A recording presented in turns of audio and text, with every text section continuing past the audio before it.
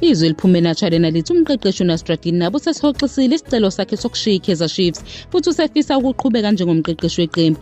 uNabo bengekho emidlalweni emithathu yokugcina yeChiefs nemibiko eveza ukuthi umqeqeshi waseTunisia ucela iqembu ukuthi limkhulule enkontilekeni yakhe ukuze abe seduze nomkakhe owabandakanyeka engozini yemoto ngesikhathi iKaizer Chiefs ilibangise Angola ukuyodlala neCabo Scope emlenzeni wokuqala weCAF Confederations Cup.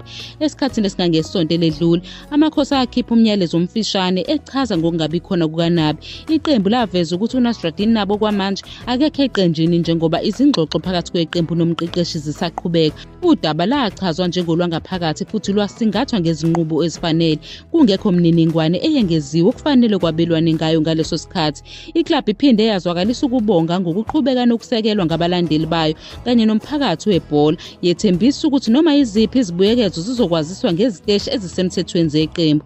Ngokusho komthombo, ngesikhathi abameli uNabi befike eNaturena bezoxoxisana ngokunqanyulwa kwenkontileka yakhe, babikela abaphathi beChiefs ukuthi umqeqeshi useshintshe umqondo futhi ufuna ukuqhubeka nokuhlala eqenjini. Umthombo uveza ukuthi abaphathi beChiefs bashaqekile ngalezi zindaba ngoba bese beyilungisile incwadi yokwesula, sebekulungela ukukhipha istatement sokuthi uyahamba. Ngemuva kwalokhu bacela abameli uNabi ukuthi babanike isikhathi sokucubungula isiphakamiso esisha. Inkontileka kaNabi neChiefs izophela ngoJuni onyaka ozayo. Akukaziwa ukuthi iChiefs izomvumela yini ukuthi aqhubeke nokuba ngumqeqeshi noma izoqhubeka nokunqamula inkontileka yakhe. Ngaphansi kwabaqeqeshi ababambe iqhaza kulomqhudelwano uCedric Gaze noKhalil Ben Youssef, amakhosi aseqophe ukunqoba okukodwa, adlala ngokulingana okukodwa nokuwina okukodwa.